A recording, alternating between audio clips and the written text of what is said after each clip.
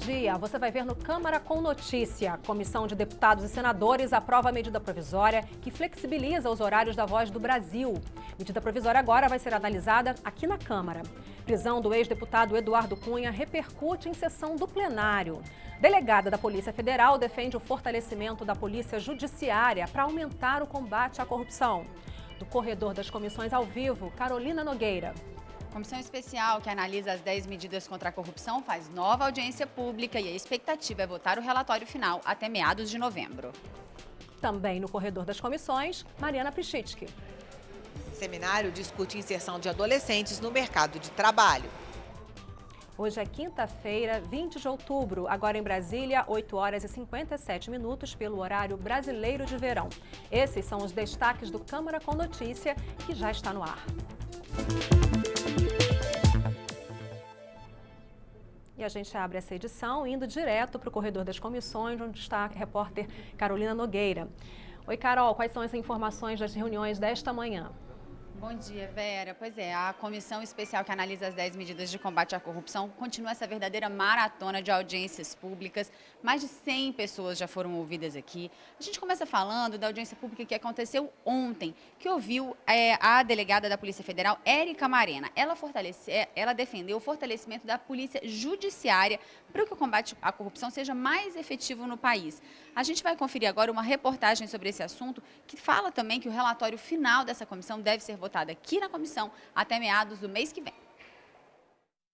A Lava Jato já realizou 654 buscas e apreensões, 76 prisões preventivas, 92 prisões temporárias e 6 prisões em flagrante. Estes resultados da operação e algumas sugestões ao relatório final foram debatidas na comissão especial que analisa medidas contra a corrupção. A comissão discutiu alguns pontos das medidas, entre eles o polêmico teste de integridade. Além disso, a delegada da Polícia Federal, Érica Marena, considerada a mãe da Operação Lava Jato, veio e sugeriu um maior investimento no trabalho da Polícia Judiciária. Existe uma PEC que tramita aqui no Congresso, a PEC 412 de 2009, que prevê essa autonomia orçamentária, financeira, funcional para a Polícia Federal, que não implica em nenhum momento em independência, em falta de controle. Todos os controles que a polícia sofre serão mantidos, continua sendo vinculado ao Executivo, mas seria da polícia a condição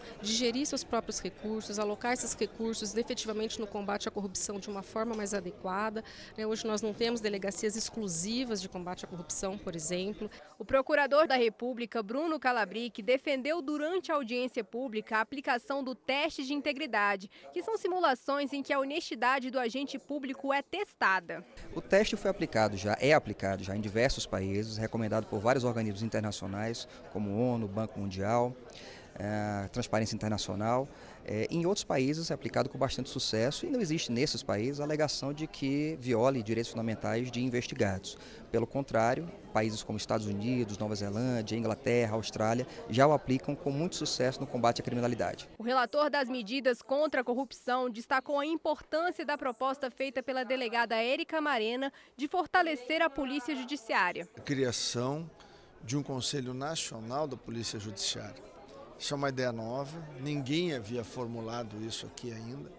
Ela vai nos apresentar uma proposta, tentativa de estruturação, porque na medida que nós temos isso no CNJ e temos no Conselho Nacional do Ministério Público, nós temos o quê? Nós temos um processo de padronização, de especialização de áreas, quer na área do judiciário, quer na área, cada um dentro da sua realidade.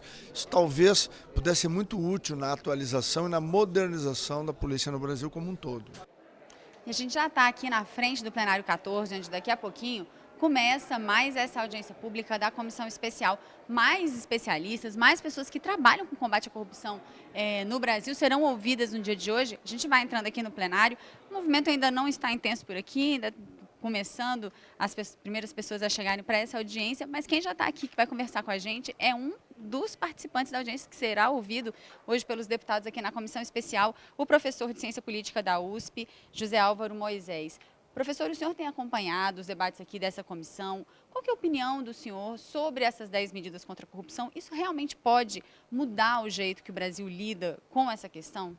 Não, pode mudar sim. Acho que o conjunto das medidas é extraordinariamente importante.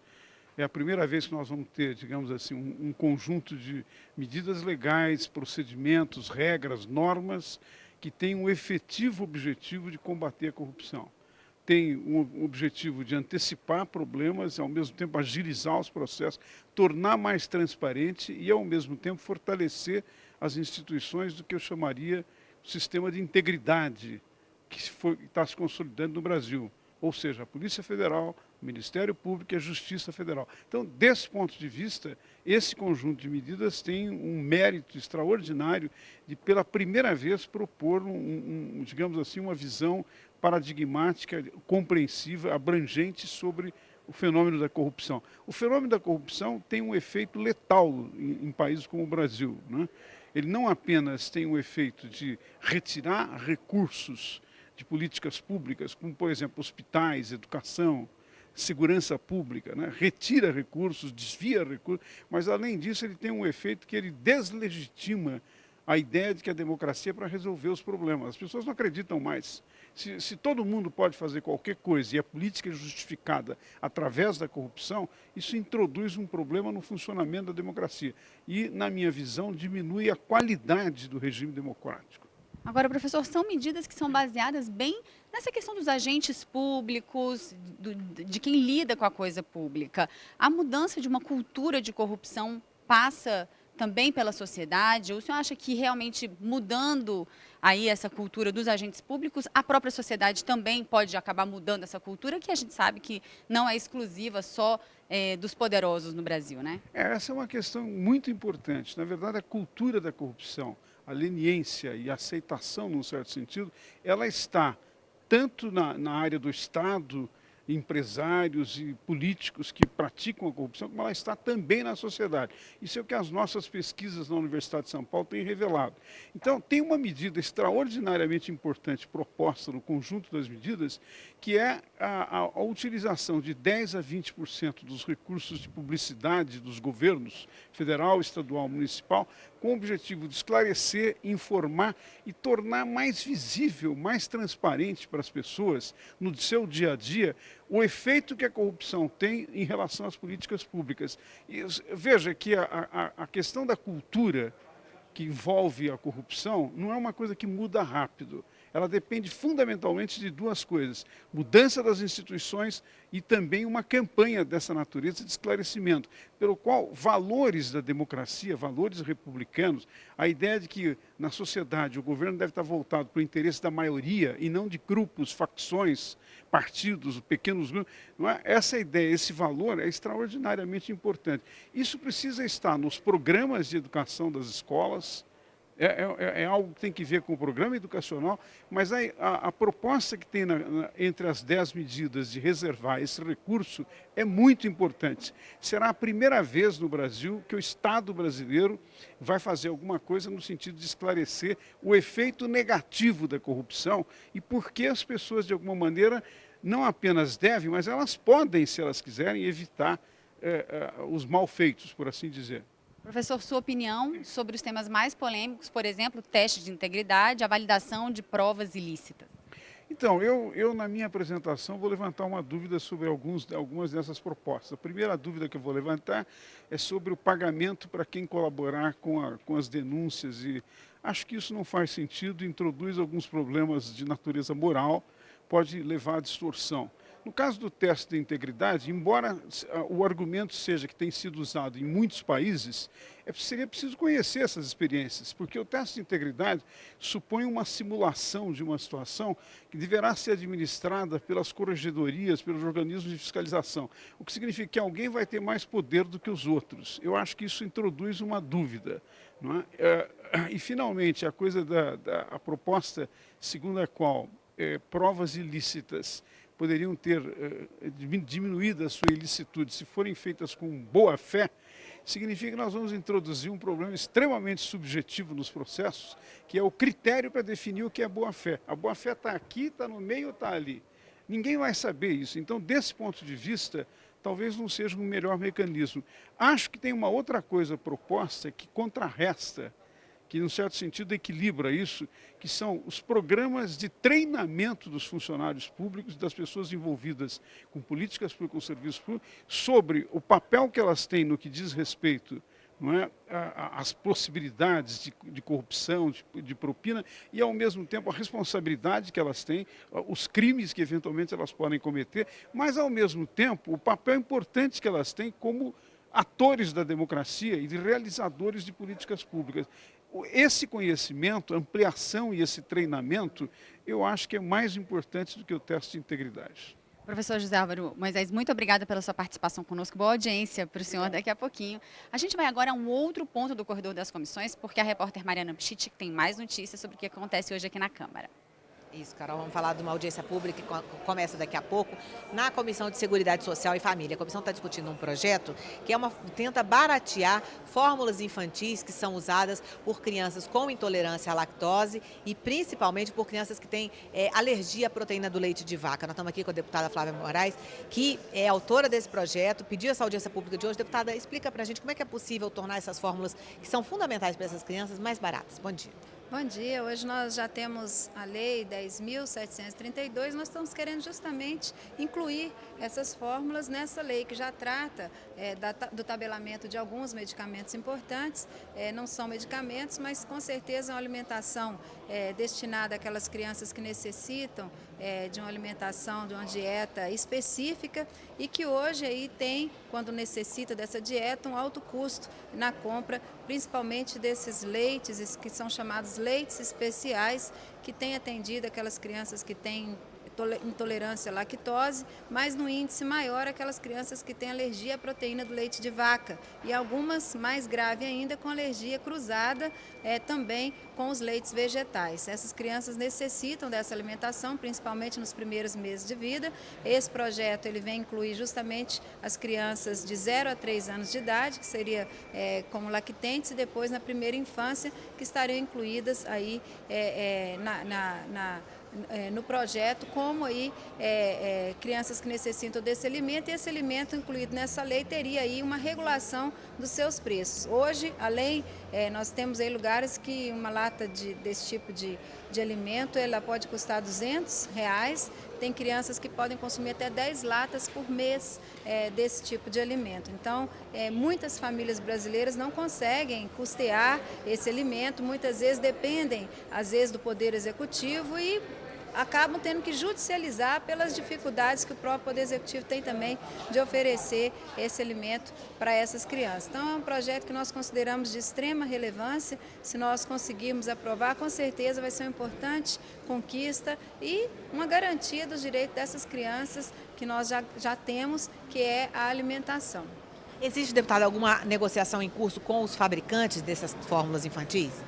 Não, até então a própria Câmara que regula os medicamentos é que vai fazer esse tipo de avaliação da fórmula, da possibilidade de preço. E além do preço alto que nós temos, que eu citei, nós temos aí uma variação de preços que nos leva a pensar que existe sim uma forma de vender esse produto mais barato. Então, às vezes, a gente vê aí a falta de regulação, a liberdade do mercado excessiva nesse sentido. E essa necessidade extrema dessas crianças que não se alimentam de outra forma a não ser desse tipo de alimento, ela leva aí à exploração de alguns. Então nós precisamos, através dessa lei que vai absorver esse tipo de alimento, nós precisamos aí de ter uma regulação, um tabelamento para que o preço seja justo e também adequado àqueles que precisam consumir esse tipo de alimento.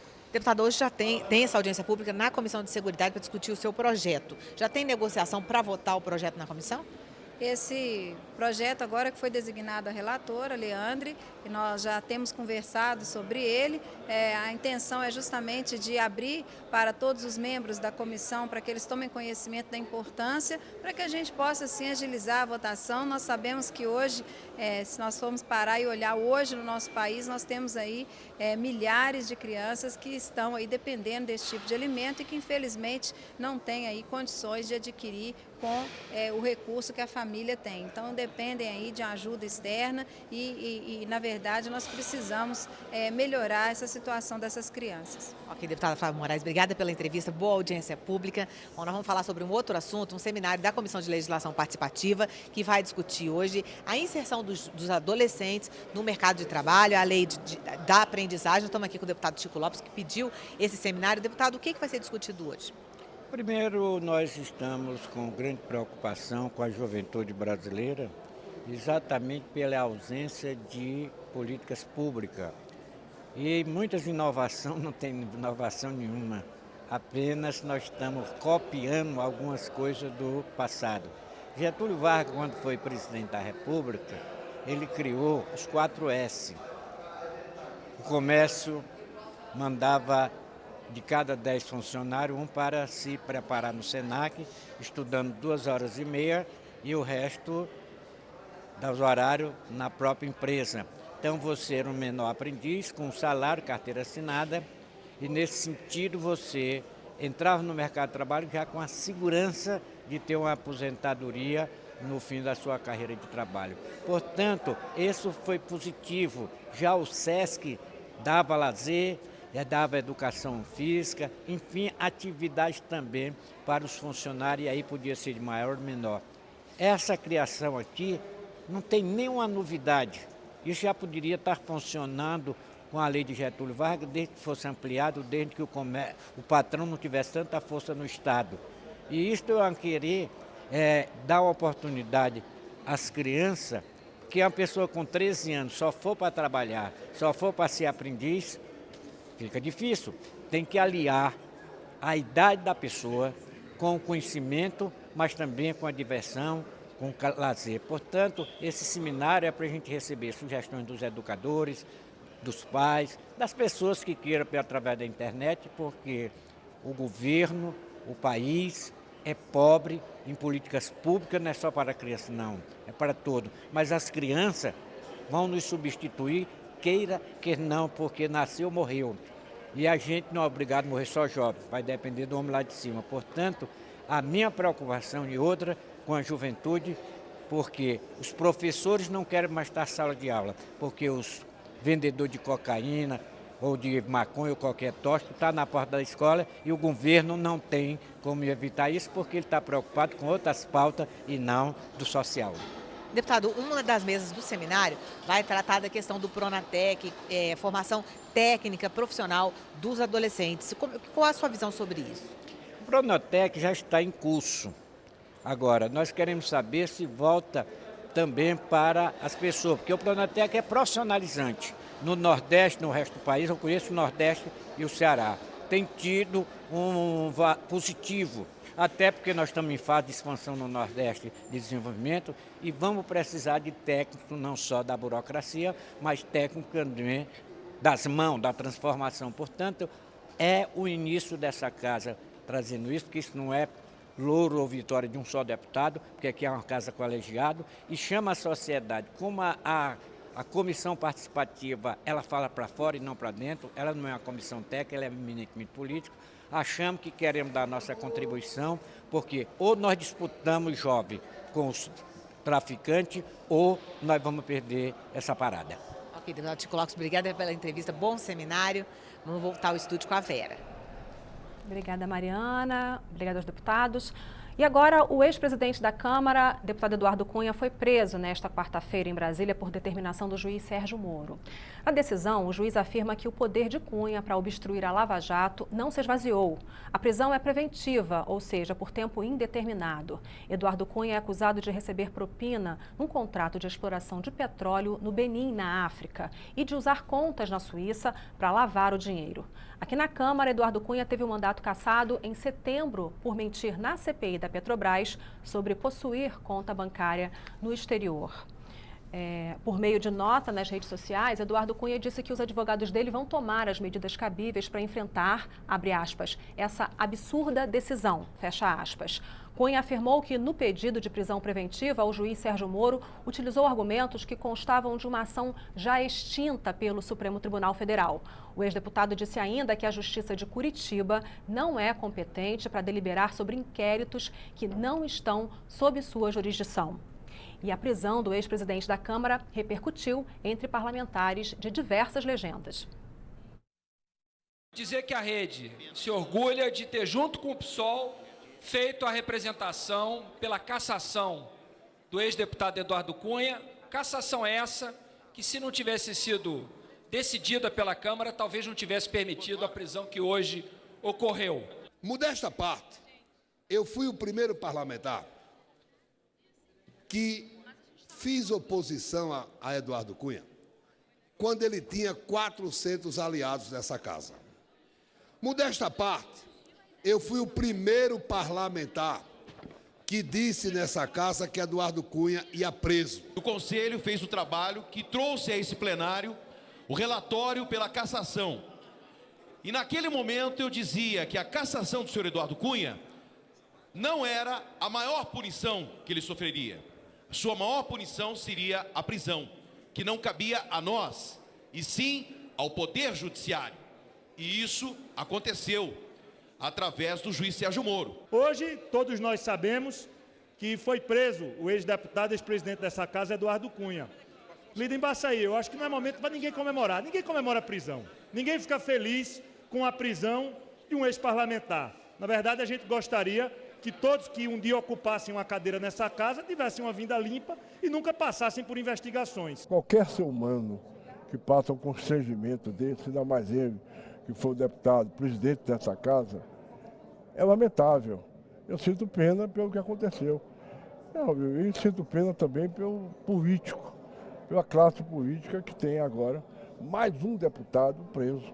Isso não é bom para a casa, não é bom para os políticos. A Câmara acertou ao cassar o mandato de Eduardo Cunha depois de tantos meses, de tanta chicana, de tanto envolvimento, perseguição que aconteceu nesse período. Então está aí o acerto. Aqui na Câmara, nenhum impacto, né? Porque ele foi presidente da Câmara, tem aqui vários amigos, mas não significa que vai ter um impacto aqui na Câmara. A Câmara vai continuar trabalhando normalmente. É provável que ele faça essa colaboração, já que todas as operações dele tinham um viés de interesse pessoal também, individual, patrimonial, e tudo isso está em risco. Ele, claro, prenuncia uma condenação pesada. Pode querer mitigá-la, diminuí-la com a colaboração. Agora, ela tem que ser plena, tem que ser integral. Esse fato é um fato que mostra que ninguém está acima da lei, ninguém está imune à lei. Eu entendo que terá, sem dúvida nenhuma, repercussões e vamos ver nos próximos momentos, nos próximos dias, essas repercussões. A justiça brasileira existe e nós, cidadãos, temos que cumprir aquilo que a lei determina. Portanto, é um fato que existe no dia da sociedade brasileira. Compreendo que todos nós que viemos acompanhando o dia a dia desse processo, finalizou com a prisão do ex-presidente da casa, portanto a justiça é soberana. E por falta de quórum, não houve votações nesta quarta-feira no plenário da Câmara. O Jornal da Câmara, o nosso Jornal da Noite, já começou a exibir uma série de reportagens especiais sobre o ensino médio no Brasil. Você vai ver quais são os problemas do ensino médio brasileiro e as propostas para resolvê-los. Seria apenas uma questão de recurso financeiro ou é necessário melhorar a gestão? O envio da proposta por medida provisória prejudica o debate ou se justifica pela urgência das reformas? O repórter Lincoln Macário ouviu autoridades, especialistas e os mais interessados no assunto, alunos e professores.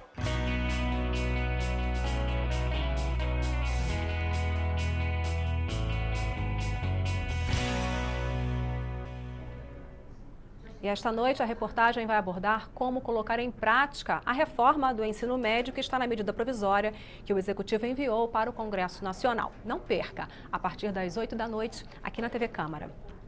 Vamos voltar então agora para o corredor das comissões, onde está a repórter Carolina Nogueira com mais informações sobre lá. Na verdade, Verinha, a gente já está aqui dentro do plenário 14, onde daqui a pouquinho começa a reunião da comissão especial que analisa as 10 medidas contra a corrupção. A movimentação começa a aumentar aos pouquinhos por aqui e as pessoas que vão participar, que serão ouvidas pela comissão, também já estão começando a chegar. A gente vai conversar agora com um desses convidados que vai participar da audiência pública de hoje, que é o promotor de justiça do estado do Paraná, Fábio André Guarani. Ele que sempre trabalha há muito tempo com essa questão do combate à corrupção, com a questão do foro privilegiado e maneiras de evitar a corrupção lá no estado do Paraná. Doutor Fábio, como que o senhor acompanha esse trabalho que tem sido feito aqui na Comissão Especial, a iniciativa das 10 medidas de combate à corrupção? O senhor concorda com todas elas? O senhor acha que elas devem ser aprovadas do jeito que elas vieram mesmo, sugeridas pelo Ministério Público, apoiadas pela sociedade? O senhor acha que deve haver, o senhor vê mudanças, modificações necessárias nessas propostas? Olha, existem uma série de detalhes técnicos, de ajustes que devem ser feitos. Agora, a modo geral, a iniciativa ela é de caráter essencial. Ela trabalha em dois campos centrais, o campo da dogmática do direito penal de um lado, o campo da dogmática do processo penal de outro, e ataca pontos delicados, tanto da tratativa usual do processo como do direito penal, que fazem com que cotidianamente exista uma frustração em relação à persecução penal desse tipo de delito. Tá?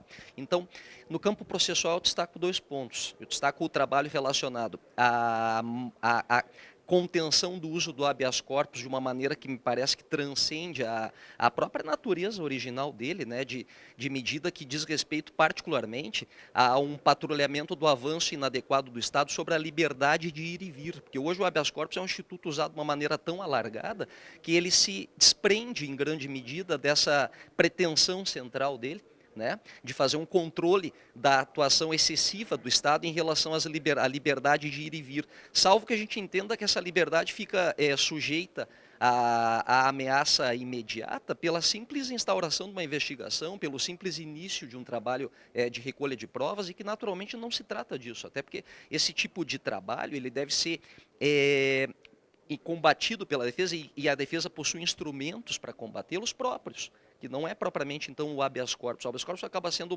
um coração de mãe, né, onde cabe todo tipo de argumentação. Né? Então, a pretensão de fazer com que haja um redesenho do habeas corpus de uma maneira que ele fique mais voltado à sua origem técnica, me parece bastante adequada do ponto de vista do processo penal. Da mesma maneira, no campo do processo penal, uma revisão da maneira como se trabalha o campo das nulidades. Quer dizer, hoje no Brasil a gente trabalha com uma série de situações em que existe uma presunção do prejuízo a partir de uma violação de direitos constitucionais. Vem cá, tudo no processo penal acaba tocando garantias de direitos constitucionais. Então o que eu tenho que ter é prejuízos no caso concreto. No campo do direito penal, me parece que a pretensão de colocar o direito penal brasileiro no tema da prescrição, numa perspectiva que se assemelhe a legislações estrangeiras, assim, dos países mais variados, países europeus, né, Espanha, Portugal, Itália, Alemanha, países que nos circundam, como a Argentina, como o Chile, tem uma série de características nos sistemas prescricionais desses países comuns que o nosso sistema não segue. E não que a gente deva, assim, de uma maneira colonizada, seguir tudo que se pensa no exterior. Não se trata disso, mas é que nós temos erros técnicos no tema da prescrição que têm que ser ajustados. Não só em relação à corrupção, em relação à criminalidade em geral, mas que particularmente no campo desses crimes contra a administração pública acaba sendo recorrente o uso da prescrição para levar à frustração da pretensão punitiva absolutamente comum. Por quê? Porque a investigação desse tipo de criminalidade ela é muito mais lenta, né? Veja que a visibilidade dos crimes praticados contra bens individuais na criminalidade de rua, um furto, um homicídio, um estupro, ela é muito maior e isso acaba fazendo com que toda a investigação fique mais facilitada. Agora, a corrupção é um crime praticado nas sombras, é um crime praticado, né, nos ambientes escuros, nos ambientes recônditos, no escondido, né, e a investigação é muito mais lenta. Agora, doutor Fábio, existem outros pontos para a gente encerrar rapidamente que são bem mais polêmicos. A gente cita sempre o teste de integridade do servidor público, por exemplo, a questão da validação das provas ilícitas. Qual a opinião do senhor sobre esses pontos mais polêmicos, rapidamente, para a gente poder encerrar? Só. Em relação ao teste de integridade, tem que se perceber o seguinte, não se trata de inverter uma presunção de inocência, se trata de perceber que quem está no campo da administração pública como funcionário, como servidor, como agente público, tem que ter uma característica lógica de moralidade, até pelo princípio da moralidade da Constituição, maior do que a regra das pessoas, porque afinal de contas está à frente da coisa pública. Então dessas pessoas se exige um mérito a mais, se exige um plus de integridade em relação ao cotidiano das relações sociais, que essas pessoas afinal velam pelo que é de todos. Né? E o teste de integridade ele vem dentro dessa perspectiva, então não me parece inadequado. O que deve ser trabalhado do ponto de vista técnico é como é que eu vou usar o teste de integridade, quais são os efeitos que ele pode produzir. Ele pode produzir efeitos como prova no processo penal? Essa é uma discussão. Aquele escorregão num teste de integridade caracteriza em si um crime, ou é um crime de ensaio, né? Um flagrante preparado, um crime de ensaio, um crime impossível, porque o bem jurídico nunca esteve sob perigo. São discussões técnicas. Agora, que deva haver teste de integridade, ou que seja possível o teste de integridade, coisa que é feita até pela imprensa, com câmera escondida em jornalismo investigativo, como é que a administração pública não poderia fazer? Então me parece bastante adequado. No tocante à prova ilícita, não se trata de usar prova ilícita, se trata de um conjunto de definições de o que caracteriza a prova ilícita. É isso que o projeto está fazendo. O projeto não está propondo o uso de prova ilícita, ele está propondo um delineamento do que caracteriza a prova ilícita e do que não caracteriza a prova ilícita. Essa é a questão. Doutor Fábio, muito obrigada pela sua entrevista. Vai ser um debate muito proveitoso hoje, certamente, nessa audiência pública, que começa a aumentar o movimento por aqui. A gente volta ao estúdio com a Vera. Obrigada, Carol, mais uma vez. Realmente a audiência promete um bom debate. Deputados se reuniram em comissão geral nesta quarta-feira para discutir os desafios da agricultura familiar. Um dos temas mais debatidos foi a dificuldade de financiar políticas públicas para o desenvolvimento rural do país. É na agricultura familiar que a maior parte dos trabalhadores do campo tem emprego. Segundo a CONTAG, a Confederação Nacional dos Trabalhadores na Agricultura, essa atividade mantém 74% da mão de obra no campo ocupada. Esses estabelecimentos também produzem 36% do PIB agrícola. Na comissão geral, realizada no plenário da Câmara, vários segmentos ligados à agricultura familiar disseram temer cortes no orçamento com redução de políticas públicas no campo. A falta de orçamento público para ampliar o atendimento das políticas existentes é um problema, e vou dar alguns exemplos. Apesar de a maior conquista que nós tivemos nos últimos anos ser o PRONAF, e que atualmente temos 30 bilhões disponíveis, ele atende em torno de 1.300.000 famílias. Para universalizar este crédito para toda a agricultura familiar, seriam necessários, no mínimo, 60 bilhões de reais. Os participantes também pediram mais investimentos para a extensão rural, que capacita os pequenos agricultores. Nós precisamos de assistência técnica e extensão rural pública. Eu defendo aqui as empresas públicas de assistência técnica e extensão rural. Eu estou defendendo aqui... Eu defendo aqui a regulamentação da profissão de extensionista rural. Preocupado com o êxodo rural, o deputado Hildo Rocha defendeu políticas que mantenham o jovem no campo. E o que mais provocou a reação da plateia foi a polêmica extinção do Ministério do Desenvolvimento Agrário. Em maio, com o fim do MDA, parte das atribuições da pasta foram transferidas para um novo ministério, o do Desenvolvimento Social e Agrário. Nós temos que cobrar desse governo que retome a criação do Ministério do Desenvolvimento Agrário, que retome com força as políticas públicas que garantem a sustentação da agricultura familiar. O MDA foi criado para fazer os assentamentos. Então, peço, senhor presidente, senhores, a compreensão, para a gente não vir aqui instigar, para a gente não vir aqui falar mal de ontem ou de hoje. Nós estamos aqui numa política construtiva. E aí... eu quero só dizer a vocês, podem fazer. Por gentileza, companheiros. Eu vou pedir para finalizar. Colegas, por gentileza, vamos ouvir a manifestação final do parlamentar. Aqui a verdade. Se querem continuar ouvindo mentiras, um abraço a todos. Para o deputado que pediu a realização da comissão geral, o agricultor familiar está ameaçado por uma reforma da Previdência que pode restringir seus direitos como segurado especial. Foi sábio o Constituinte de 88, que escreveu na Constituição que o trabalhador rural segurado especial precisa ter um tratamento diferenciado, porque os rurais estão expostos ao clima, ao tempo, ao sol, à chuva, ao frio, ao calor, mas também expostos aos agrotóxicos, que ninguém aplica porque quer, mas aplica por obrigação. Diante de tantos desafios, o deputado Assis do Couto fez um apelo para que o setor se mantenha mobilizado. Vamos voltar a fazer as nossas reuniões sindicais, vamos voltar a acreditar em nós mesmos, vamos voltar a reunir as comunidades de base, vamos voltar a mobilizar o nosso povo, porque senão nós podemos perder 30, 40 anos de conquistas. Em reunião marcada por muita polêmica, uma comissão de deputados e senadores aprovou nesta quarta-feira a medida provisória 742, que flexibiliza os horários da Voz do Brasil. O deputado José Rocha explicou que a MP agora vai ser analisada aqui na Câmara.